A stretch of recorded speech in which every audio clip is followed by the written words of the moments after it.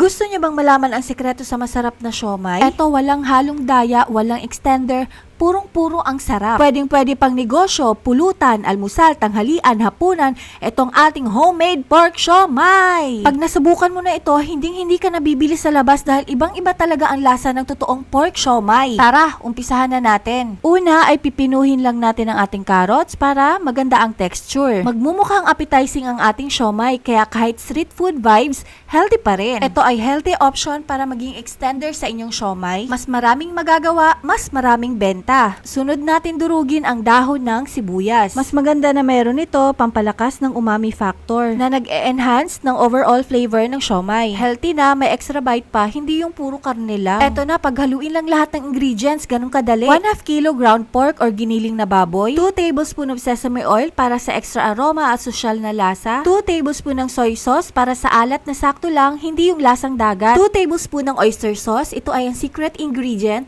na may natural na seafood essence na magpapasarap ng karne. Promise, mas rich, savory ang flavor sa siomai natin pag merong oyster sauce. 1/2 tablespoon ng salt, asin, 2 tablespoon ng sugar pang balance ng alat, at mga 2 teaspoon ng paminta para may konting sipa, 2 teaspoon ng garlic powder para may hagod ng konting lasa ng bawang, 2 teaspoon ng onion powder para mas masarap at malasa, 2 cups ng cornstarch, ito ay magbabind para hindi malata o malabsak ang ating siomai, 1 piece medium egg para mas compact at hindi mag-dry after steaming ng siomai. Ihalo na natin yung ating dinurog na carrots, pampakulay, pampalasa, healthy pa. Sunod naman ilagay yung ating dinurog na spring onions or dahon ng sibuyas para mas makulay. O diba, sa sangkap pa lang, panalo na.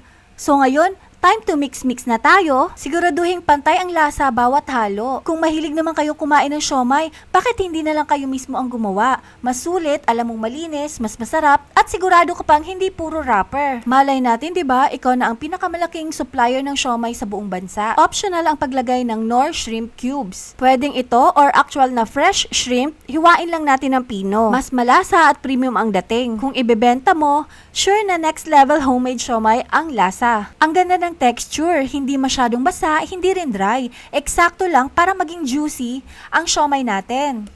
Ituturo ko naman ngayon ang tamang pagbalot ng siomai. Ang ginagamit ko dito ay small size na molo wrapper. 1/2 tablespoon naman ang gamit kong pangtakal. Ito ang 2 daliri ang gamit ko pang pinch ng wrapper. I-pinch mo ang wrapper na may kasamang konting laman paikot. At ang kabilang hinlalaki naman ang gamitin natin pang press ng laman. Ang recipe ko na to ay siguradong madikit at kakapit talaga ang laman sa wrapper. Yung mga excess naman na wrapper ay fold lang natin paloob. I-korte naman na pabilog ang ating 2 daliri para mag-form na bilog ang ating siomai. At ang kabilang daliri naman ang gagamitin pang press ng karne habang iniikot yung siomai. O ayan, nagawa nyo na. O diba napakadali lang siyang balutin? Sa recipe na to, nakagawa ako ng 120 pieces. Sa sobrang baba lang ng puhunan, times 3 ang tutubuin mo dito. Kaya kung mapapansin mo, ang dami-daming nagsusulputan ng mga siomai business. Bukod sa patok na patok ang siomai business, tubong lugaw ang kikitain mo dito. Isa sa pinaka-importanting step ay ang maglagay ng oil sa ating steamer dahil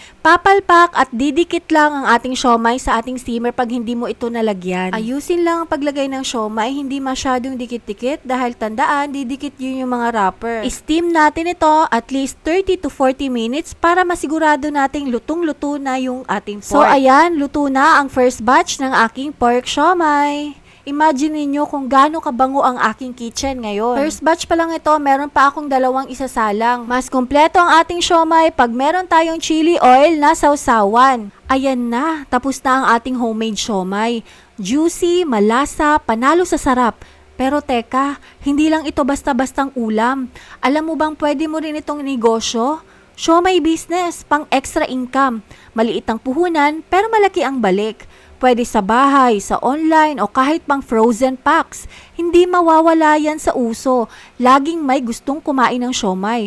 Kung mahilig ka naman magluto, bakit hindi mo pagkakitaan, di ba? Simulan mo na. Bigyan mo ako ng balato ha pag yumaman ka na. Please like and follow Nanay channel.